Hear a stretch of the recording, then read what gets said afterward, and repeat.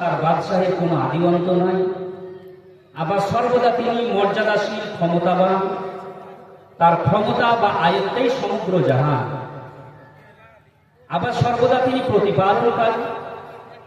তার দয়াতেই সমগ্র সৃষ্টি জীবিত, সঞ্জীবিত, প্রতিপালিত, চলন্ত এবং জীবন্ত। কোন সৃষ্টি তার বাদশাহীর আয়ত্তের বাইরে নয়, বাইরে যাওয়া অথবা জীবিত থাকাও সম্ভব নয়। কিন্তু সৃষ্টির সেরা মাখলুক, সৃষ্টির সেরা মানুষ কখনো কখনো নিজেকে, প্রবৃত্তিকে প্রভুত্বের আসনে বসিয়ে অথবা কোন সৃষ্টিকে প্রভুর আসনে বসিয়ে নবী রাসূলের সতর্কতা, আসমানি কিতাবের হুকুম তাদের নিকট হয় বেকার। কখনো কখনো নিজেকে খোদা বা মালিক ও প্রভু বলে প্রকাশ করে। ইতিহাস পর্যালোচনা করলে দেখা যায় আল্লাহ তাবারক ওয়া তাআলা এরূপ অবাধ্য ও অহংকারে মত্ত জাতিকে যুগে যুগে ধ্বংসে পরিণত করেছেন। যেমন হযরত নূহ আলাইহিস সালামের সময় সমগ্র পৃথিবীকে জলমগ্ন করে আদ, সামুদ, নমরুদ, ফেরাউন প্রভৃতি জাতির উপর আল্লাহ তাবারক ওয়া তাআলা গজব নাযিল করে শেষ করে দিয়েছেন। এর একমাত্র কারণ আল্লাহর রুবুবিয়্যাতকে অস্বীকার করা। একটা কথা আমাদেরকে মনে রাখতে হবে যে আল্লাহ রাব্বুল আলামিন এই পৃথিবীকে আবাদ করার জন্য মানব জাতিকে দুই শ্রেণীতে বিভক্ত করেছেন। একটা হচ্ছে বিশ্বাসী আর অপরটির নাম হচ্ছে অবিশ্বাসী। বিশ্বাসী আর অবিশ্বাসী এই মিলে গোটা পৃথিবী। অবিশ্বাস করে যদি বেঁচে থাকা যেত তাহলে ফেরাউন আজ পর্যন্ত টিকে থাকত। ফেরাউন ঘোষণা করেছিল আমি সর্বশ্রেষ্ঠ প্রতিপালক। ফেরাউন ঘোষণা করেছিল আনা রাব্বুকুমুল আ'লা, আমি সর্বশ্রেষ্ঠ প্রতিপালক। এ কথা বলেই সে টিকে থাকতো, এই সারা বিশ্বকে নিয়ন্ত্রণ করত। সামান্য পানির চাপে বা জলের চাপে এই বলে প্রাণ হারাতো না আমানতু বিরব্বি মুসা ওয়া হারুন, আমি মুসা এবং হারুনের খোদার প্রতি ঈমান আনলাম। ফেরাউন যদি বুঝতো যে জন্ম মৃত্যু তার হাতের মুঠোয় নেই, তরুলতা বৃক্ষরাজি সে সৃষ্টি করতে জানে না, বিভিন্ন স্বাদে, গন্ধে, আকৃতিতে সে নির্মাণ কাজ সম্পূর্ণ করতে জানে না, তাহলে সে কিছুতেই বলতো না আমি সর্বশ্রেষ্ঠ প্রতিপালক। সে উপাস্য এবং আরাধনা করে হযরত মুসা আলাইহিস সালামের মতো খ্যাতি অর্জন করত। তার দেহকেও আল্লাহ রাব্বুল আলামিন পৃথিবীবাসীর জন্য মিশরের মিউজিয়ামে নিদর্শন করে রাখতেন। তাহলে বোঝা গেল অবিশ্বাস করে কেউ টিকে নেই আর টিকে থাকবেও না, কিন্তু বিশ্বাস করে টিকে থাকা যায়। ইতিহাসের প্রমাণ দেয়। আজকে ফেরাউনের নাম কেউ নেই না, কিন্তু হযরত মুসা আলাইহিস সালামের নাম প্রত্যেক মুমিনের জবানে জবানে নেওয়া হয়। আজকে সাদ্দাত, নমরুদ, হামানের নাম কেউ নেয় না, কিন্তু হযরত ইব্রাহিম আলাইহিস সালামের নাম প্রত্যেক মুসলমানের জবানে জবানে নেওয়া হয়। আজকে ইয়াজিদের নাম কেউ নেয় না, কিন্তু ইমাম আলী মাকাম, ইমাম হুসাইনের নাম প্রত্যেক আশিকের জবানে জবানে নেওয়া হয়। তাহলে বোঝা গেল যে অবিশ্বাস করে পৃথিবীতে কেউ টিকে নেই আর টিকে থাকবেও না, কিন্তু বিশ্বাস করে টিকে থাকা যায়। এই জন্যই তো আমরা বলি কোরআনে মুমিনদের একটি গুণ বর্ণনা করে আল্লাহ রাব্বুল আলামিন বলছেন মুমিন তো তারাই ইউমিনুনা বিল গায়ব, যারা অদৃশ্যের প্রতি ঈমান রেখেছে। আল্লাহকে আমরা দেখিনি, কিন্তু আল্লাহর প্রতি ঈমান নিয়ে এসেছি, রাসূল বলে দিয়েছেন, মেনে নিয়েছি। আমরা জান্নাত এবং জাহান্নাম দেখিনি, রাসূল বলে দিয়েছেন, আমরা মেনে নিয়েছি। এটারই নাম ঈমান। ইউমিনুনা বিল গায়ব, যারা অদৃশ্যের প্রতি ঈমান। আল্লাহ রাব্বুল আলামিন পবিত্র কোরআনে বললেন ইয়া আইয়ুহাল্লাযীনা আমানু তাকুল্লাহ ওয়া কুনু মা'আস সাদিকিন, হে ঈমানদার ব্যক্তিগণ, আল্লাহকে ভয় করো এবং তোমরা সত্যবাদীদের সঙ্গ লাভ করো। আজকের যুগে, আজকের এই মাহফিলে এই আয়াতের ব্যাখ্যা ও বিশ্লেষণ খুব জরুরি, খুব প্রয়োজন। আমরা যদিও বা বিশাল জালসা, জুলুস, মিলাদ, মাহফিলে আমরা এই আয়াতের ব্যাখ্যা বিশ্লেষণ আমরা শুনে থাকি, কিন্তু একটু আমি আলাদাভাবে ব্যাখ্যা ও বিশ্লেষণ করতে চাই। আল্লাহ রাব্বুল আলামিন পবিত্র কোরআনে বলেন ইয়া আইয়ুহাল্লাযীনা আমানু, হে ঈমানদার ব্যক্তিগণ, হে ঈমানদারগণ, তোমরা আল্লাহকে ভয় করো। এখানে এই আয়াতে আল্লাহ রাব্বুল আলামিন তিনটি জিনিসের হুকুম দিয়েছেন। সর্বপ্রথম ঈমান নিয়ে আসো। মানুষ সর্বপ্রথম কি করো? ঈমান নিয়ে আসো। ঈমান নিয়ে আসা সম্পূর্ণ হয়ে গেল, আপনি বলবেন যে আমি ঈমান নিয়ে আসলাম, আর কিছু জিনিসের প্রয়োজন মনে হয় হবে না। না, আল্লাহ বলছেন যে না, ঈমান নিয়ে আসা শুধু জান্নাতে যাওয়ার জন্য যথেষ্ট নয়, এর পরেও তোমাকে একটা কাজ করতে হবে, সেটাকে ইত্তাকুল্লাহ, আল্লাহকে ভয় করো। প্রথমত ঈমান নিয়ে আসতে হবে, দ্বিতীয়ত আল্লাহকে ভয় করতে হবে। ঈমান নিয়ে আসলাম, আল্লাহকে ভয় করলাম, এবার তো আমরা কি করব? একজন 1200 টাকা দিয়েছেন, আল্লাহ রাব্বুল আলামিন কিনা দান করেন, কবুল করুন।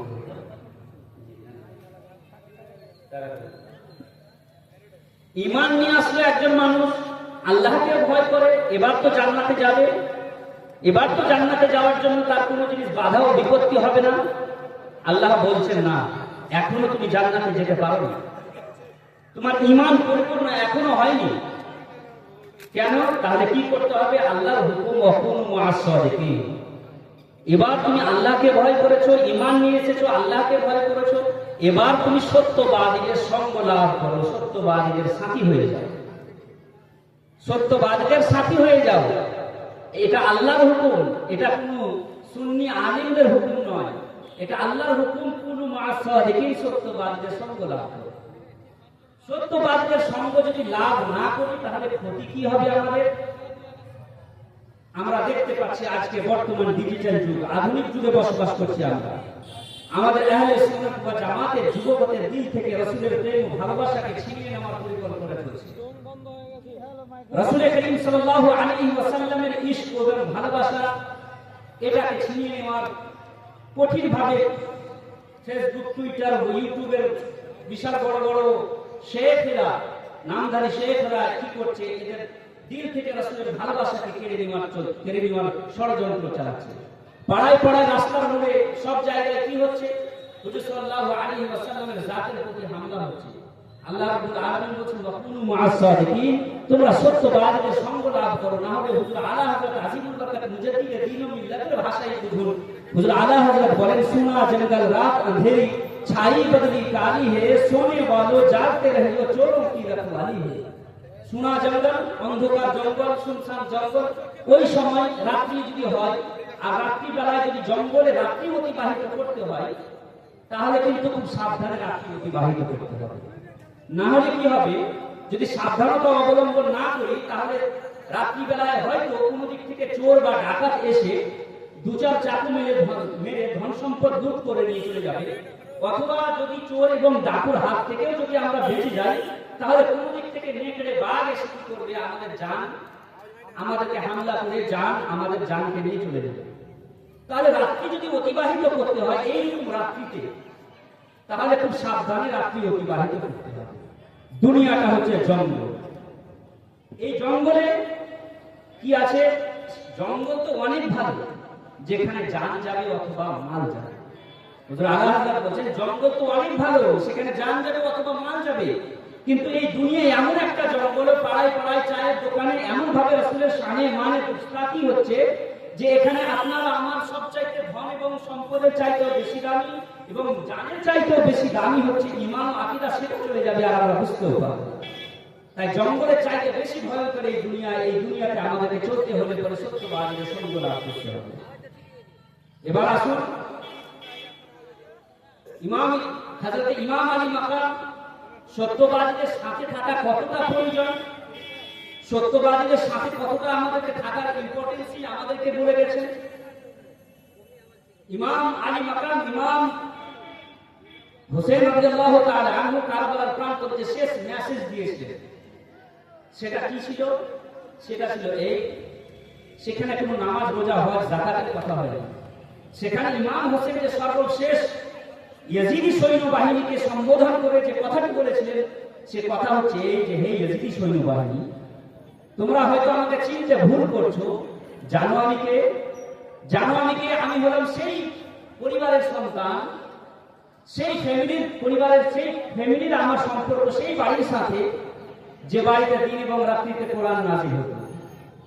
আমি হলাম সেই আলীর সন্তান যে আলীর ব্যাপারে রাসূল করিম সাল্লাল্লাহু আলাইহি ওয়াসাল্লাম বলেন, আনা মদিনাতুল ইলমি ওয়া আলিয়ুল বাবুহা, আমি হলাম জ্ঞান ও হিকমতের শহর, আর আলী হলো তার দরওয়াজা, আমি সেই আলীর সন্তান। জানো আমি কে? এই ইয়াজিদি সৈন্যবাহিনী, তোমরা হয়তো আমাকে চিনতে ভুল করছো। জানো আমি কে? আমি সেই ফাতিমাতুজ জাহরা রাদিয়াল্লাহু তাআলা আনহার সন্তান, যাকে জান্নাতি রঙের সরদার বলা হয়েছে, সরদারই বলা হয়েছে।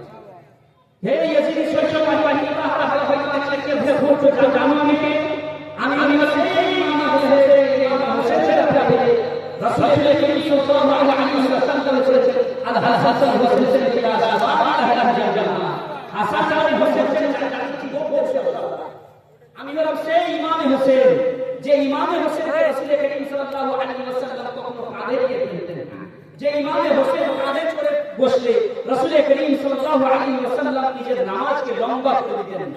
আমি সেই ইমাম হোসেন, যে ইমাম হোসেনের ব্যাপারে, যে পরিবারের ব্যাপারে আল্লাহ রাব্বুল আলামিন পবিত্র কোরআনে আয়াতে কারীমা নাযিল করে বলেছেন, হে আহলে বাইতের পরিবারের লোকেরা, তোমাদের জন্য আল্লাহ রাব্বুল আলামিন তোমাদেরকে অতি মাত্রায় পাক ও পবিত্র করে দিতে চায়। ইমাম হোসেন, ইমাম আলী মাকাম কারবালার প্রান্তরে এই কথা বলেননি যে হে ইয়াজিদি সৈন্যবাহিনী, তোমরাও নামাজ পড়ো, আমিও নামাজ পড়ি, তোমরাও হজ এবং যাকাত দাও, আমিও হজ এবং যাকাত আদা করি, তোমরাও মুসলমান, আমিও মুসলমান, তোমরা যে দিনের কর্ম পড়ো সে দিনের কর্ম আমিও করি, তাহলে তোমরা কেন আমার পরিবারকে হত্যা করছো, কতল করছো? এই কথা ইমাম হোসেন বলেননি। নামাজ এবং রোজার কথা ইমাম হোসেন বলেননি। ইমাম হোসেন যে কথা বলেছেন, সত্যবাদীদের সঙ্গ লাভ করা, সম্পর্ক, যেটা সম্পর্কটা জাহির করেছেন, তাহলে সম্পর্কটা কতটা প্রয়োজন আমাদেরকে, সম্পর্ক আমাদের হাসতে প্রয়োজন করবে। इमाम इश्क मोहब्बत आला हज़रत अज़ीमुल बरकत मुजद्दिद दीन व मिल्लत बोले, आज ले उनकी पनाह, आज मदद मांग उनसे, फिर ना मानेंगे क़यामत में अगर मान गया। यही नूर हक, यही ज़िल्ल रब है, इन्हीं से सब है, इन्हीं का सब, नहीं इनके मुल्क में आसमां की ज़मीन, नहीं के ज़माने। हुज़ूर आला हज़रत अज़ीमुल बरकत मुजद्दिद दीन व मिल्लत बोले, आज ना रसूलेर दरबारे आश्रय, आज যদি রাসূলের দরবারে তুমি যদি না হতে পারো, তাহলে কালকে যে আল্লাহ রাব্বুল আলামিনের ভয়াবহ আযাব দেখে তুমি রাসূলের প্রতি ঈমান আনবা, সেই ঈমান কিন্তু গ্রহণযোগ্য হবে না। তো যা করতে হবে এখানেই করতে হবে আমাদেরকে। যেভাবে আমরা রাসূল সাল্লাল্লাহু আলাইহি ওয়াসাল্লামকে ভালোবাসতে হয়, আমাদেরকে সেইভাবে আমাদেরকে ভালোবাসতে হবে। ঈমান ও আকীদা নষ্ট করলে হবে না।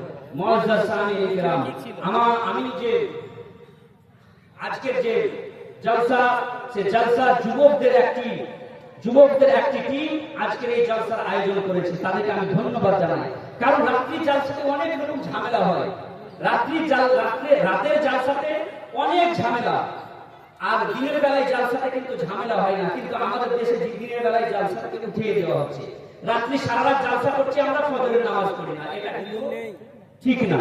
কিন্তু আমরা এই দিনের বেলায় জলসাটাকে যদি বেশি প্রাধান্য দিই, কিন্তু দিনের বেলায় জলসা আমাদের সুন্নি সহিহুল আকীদা অনুসারীরা আমরা দিনের বেলায় জলসাকে অতটা জলসাই মনে করি।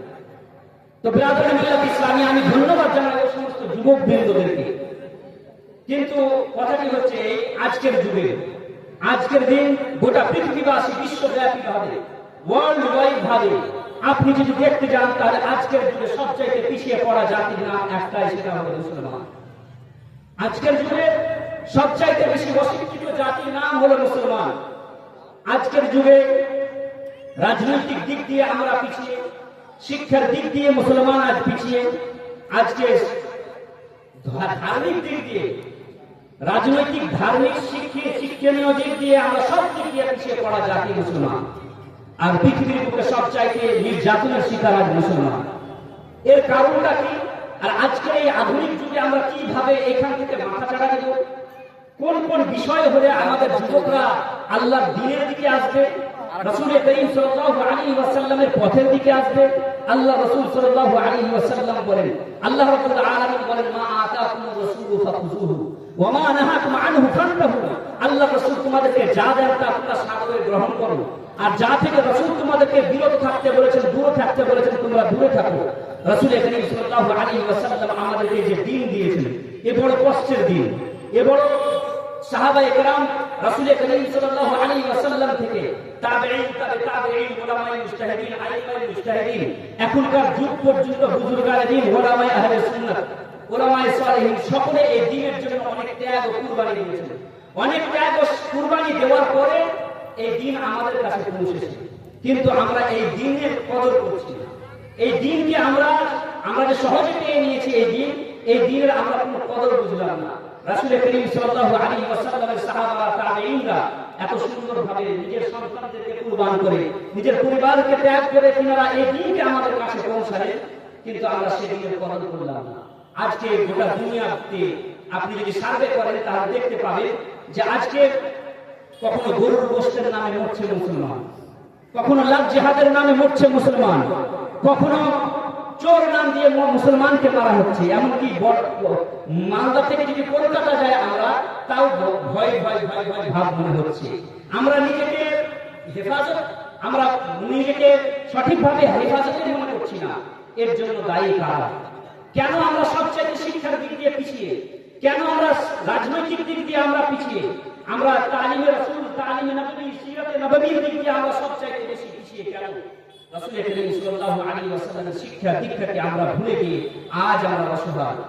সর্বপ্রথম আমি আপনাদের সম্মুখে একটি প্রশ্ন করব, সেটা প্রশ্ন হচ্ছে এই যে আজকে আধুনিক যুগে আমরা যদিও বা বসবাস করছি, কিন্তু আপনি একটা কথা বলুন যে আজকে আমাদের দেশে যাদেরকে ইংরেজ বলা হয়, ব্রিটিশিয়ান, এরা আমাদের দেশে কতদিন রাজত্ব করেছে? আমরা যাদের গোলামি জিন্দেগি কাটিয়েছি, আমরা জানি যে 200 বছর আমরা এদের গোলামির জীবন কাটিয়েছি। গোলামির জীবন আমরা 200 বছর কাটিয়েছি। সে যুগ এমন যুগ ছিল, বড় নির্যাতনের যুগ ছিল। ভারতীয়দের প্রতি নানান রকম ভাবে নির্যাতন করা হয়েছিল, মুসলমানদের প্রতি নির্যাতন করা হয়েছিল, ভারতীয় মহিলাদের প্রতি নির্যাতন করা হয়েছিল। নানান রকম নির্যাতনের শিকার হওয়ার পর আমরা শেষ পর্যন্ত আমরা দেশ স্বাধীন করেছি। যারা আজকের যুগে সবচাইতে বেশি শিক্ষিত জাতি নিজেকে বলে পরিচয় দিচ্ছে, এবং গোটা দুনিয়াতে যারা নিজেদেরকে বলছে যে আমরা সবচাইতে বেশি আধুনিক, যারা আমরা আজকের যুগে সবচাইতে বেশি শিক্ষার দিক দিয়ে এগিয়ে, রাজনৈতিক দিক দিয়ে এগিয়ে, এমনকি আমরা গোটা দুনিয়ার সিস্টেমকে এক মুহূর্তের মধ্যে বন্ধ করে দেওয়ার মতো শক্তি আমাদের কাছে আছে। যারা বলছে যে আজকে আমাদের কাছে নাসা আছে, আমাদের কাছে ডলার আছে, আমাদের কাছে ইন্টারনেট আছে, আজকে ওয়ার্ল্ড বর্ডার কায়েম করে গোটা দুনিয়াকে গোলাম বানানোর পরিকল্পনা চলছে, আর মুসলমানরা বাড়ি থেকে মসজিদ থেকে বাড়ির মধ্যে সীমাবদ্ধ হয়ে আছে। যারা আজকের যুগে সবচাইতে বেশি শিক্ষিত, এক সময় এমন ছিল যে সময় এই মুসলমানরা ছিল সবচাইতে বেশি শিক্ষিত। এক সময় এই মুসলমানরা ছিল সবচাইতে বেশি শিক্ষিত, আর আজকের যুগে যারা সবচাইতে বেশি শিক্ষিত নিজেকে প্রকাশ করছে, এরাই ছিল সবচাইতে মূর্খ জাতি, এরাই ছিল সবচাইতে পিছিয়ে পড়া জাতি। এরা নিজেদের খুশির কারণে কত কত মানুষকে হত্যা করত। ওই সময় রাসূল করিম সাল্লাল্লাহু আলাইহি ওয়াসাল্লামের আগমন হলো। হুজুর সাল্লাল্লাহু আলাইহি ওয়াসাল্লামের আগমন হওয়ার পর এমনকি রাসূল করিম সাল্লাল্লাহু আলাইহি ওয়াসাল্লামের যে যুগ, সেই যুগটাকে একবার সম্মুখে রাখুন। হুজুর সাল্লাল্লাহু আলাইহি ওয়াসাল্লাম যে যুগে আগমন ঘটান, সেই যুগটাকে বলা হয় আইয়ামে জাহিলিয়া। ইতিহাসের একটি চ্যাপ্টার আছে, যে চ্যাপ্টারের নাম হচ্ছে আইয়ামে জাহিলিয়া বা অন্ধকারময় যুগ। সে অন্ধকারময় যুগ কেন বলা হয়? একবার চিন্তা করুন যে সেটাকে অন্ধকারময় যুগ এই জন্যই বলা হয় যে সেই যুগে মানুষ ছিল না, বরং পশু ছিল। সেই যুগের মানুষ পশুর চাইতে নিকৃষ্ট ছিল। সেই যুগের মানুষকে হত্যা করত, শরাব পান করা তাদের পেশা ছিল, মানুষকে হত্যা করা তাদের পেশা ছিল, চুরি ডাকাতি তাদের পেশা ছিল, নারী শিশুকে জীবন্ত কবর দেওয়া তাদের পেশা ছিল, নারী সম্মান নিয়ে ছিনিমিনি খেলত, নারী মর্যাদা দিত না। এমনকি নারীদেরকে কি করতো? জীবন্ত কবর দিয়ে দিত, অথবা গলা থেকে আঁতুর ঘরে মেরে দিত। এইরকম অবস্থা ছিল রাসূল করিম সাল্লাল্লাহু আলাইহি ওয়াসাল্লামের আগমনের পর। হুজুর সাল্লাল্লাহু আলাইহি ওয়াসাল্লাম তাদেরকে এমন নিজের রাসূলের সংস্পর্শে এসে তারা কি করেছিল? সে অসভ্য বর্বর অসভ্য জাতি কি করেছিল? হুজুর সাল্লাল্লাহু আলাইহি ওয়াসাল্লামের সংস্পর্শে এসে তারা গোটা দুনিয়াকে সঠিক পথে নিয়ে এসেছিল। সেই যুগ আর বর্তমান যুগকে সামনে রাখুন, আর একবার দুই যুগকে সামনে রেখে দেখুন যে সেই যুগ আর এই যুগে আমরা সঠিকভাবে নামাজ ও রোজা করতে পারছি। রাসূল করিম সাল্লাল্লাহু আলাইহি ওয়াসাল্লামের আগমনের পূর্বে গোটা দুনিয়াতে একটি নিয়ম ছিল, একটি কানুন ছিল। সে কানুন ইউরোপ বলেন, আর আফ্রিকা বলেন, আর ইউনান বলেন, রোমান বলেন, ভারত বলেন, সব জায়গাতে ওই কানুন ছিল। বিশেষ করে ব্রিটেনে, বিশেষ করে ইউরোপে এই কানুন ছিল, এই আইন ছিল যে কোনো ব্যক্তি শিক্ষা অর্জন করতে পারবে না। যারা ধর্মগুরু হবে তারাই শুধু শিক্ষা অর্জন করতে পারবে, তাছাড়া কোনো ব্যক্তি শিক্ষা অর্জন করতে পারবে না। ভারতেও এইরকম আইন ছিল, এইরকম কানুন ছিল। সে কানুন হচ্ছে এই, যারা ধর্মগুরু, যারা সাধু সন্ন্যাসী, তারাই শুধু ধর্মীয় পুস্তক পড়তে পারবে। যদি কোনো অছুত ব্যক্তি যদি কোনো ধর্মীয় গ্রন্থ পড়ে, তাহলে তার কানের মধ্যে সীসা ঢেলে দেওয়া হতো, তাদের কানের মধ্যে লোহা গরম করে ঢেলে দেওয়া হতো। এই ছিল গোটা দুনিয়ার পরিস্থিতির অবস্থা। আজকে সর্বশিক্ষা অভিযান চালানো হচ্ছে। আজকে শিক্ষার নামে কত রকম কথা বলা হচ্ছে, education is the backbone of nation বলা হচ্ছে। কিন্তু এক সময় মুসলমানরা সবচাইতে বেশি শিক্ষিত ছিল, আর আজকের যে যুগে যারা বলছে গোটা দুনিয়ার বাগডোর, গোটা দুনিয়ার নেতৃত্ব যারা দিচ্ছে, তারাই অশিক্ষিত ছিল, মূর্খ ছিল। উদাহরণস্বরূপ, সে যুগে যদি কেউ শিক্ষা অর্জন করত, তো তাকে নানান প্রকার শাস্তি দেওয়া হতো, এমন ভাবে নির্যাতন করা হতো যে আজকের যুগে যদি মানুষ শুনে, তাহলে তার গা শিহরিয়ে উঠবে। একটি উদাহরণ আপনাদের সম্মুখে বলে আমার বক্তব্য আগে বাড়াতে চাই। ইউরোপের বুকে একটি নারী ছিল, যার নাম ছিল হেটিপেটিয়া। হেটিপেটিয়া ইংল্যান্ড থেকে গিয়ে রোমে গিয়ে কিছু দর্শন শিখলো, কিছু ফিলোসফি শিখলো, কিছু হিকমত ফালসাফা শিখলো। যখন সে শিক্ষা অর্জন করার পর হেটিপেটিয়া নিজের দেশে, নিজের গ্রামে ফিরে আসলো। গ্রামে এসে হেটিপেটিয়া নিজের জনগণকে শিক্ষা দিতে শুরু করলো, জনগণকে অন্ধকার থেকে আলোয় নিয়ে আসতে শুরু করলো। যখন চার্চের লোকেরা জানতে পারলো যে আজকের একটি নারী দেশ ও জাতিকে শিক্ষা দিতে শুরু করেছে, দেশ ও জাতিকে অন্ধকার থেকে আলোয় নিয়ে আসতে শুরু করেছে, তখন হেটিপেটিয়াকে চার্চের লোকেরা গ্রেফতার করল।